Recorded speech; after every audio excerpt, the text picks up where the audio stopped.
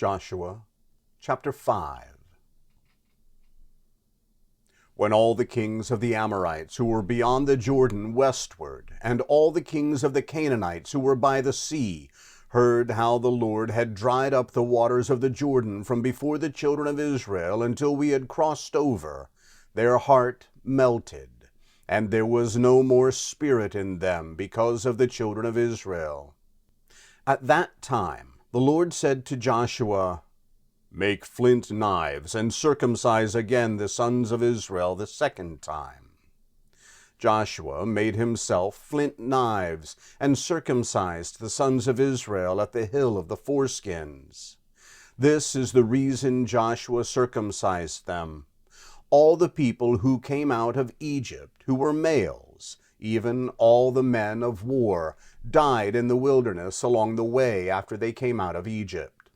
For all the people who came out were circumcised, but all the people who were born in the wilderness along the way as they came out of Egypt had not been circumcised. For the children of Israel walked 40 years in the wilderness, until all the nation, even the men of war who came out of Egypt, were consumed, because they didn't listen to the Lord's voice. The Lord swore to them that he wouldn't let them see the land which the Lord swore to their fathers that he would give us, a land flowing with milk and honey. Their children, whom he raised up in their place, were circumcised by Joshua, for they were uncircumcised, because they had not circumcised them on the way. When they were done circumcising the whole nation, they stayed in their places in the camp until they were healed. The Lord said to Joshua, "Today I have rolled away the reproach of Egypt from you."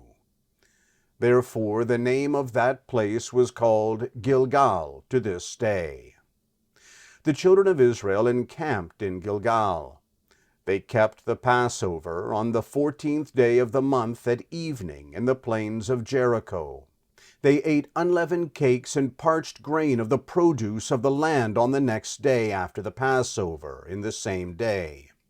The manna ceased on the next day, after they had eaten of the produce of the land. The children of Israel didn't have manna any more, but they ate of the fruit of the land of Canaan that year. When Joshua was by Jericho, he lifted up his eyes and looked, and behold, a man stood in front of him with his sword drawn in his hand. Joshua went to him and said to him, "Are you for us or for our enemies?" He said, "No, but I have come now as commander of the Lord's army." Joshua fell on his face to the earth and worshipped, and asked him, "What does my Lord say to his servant?"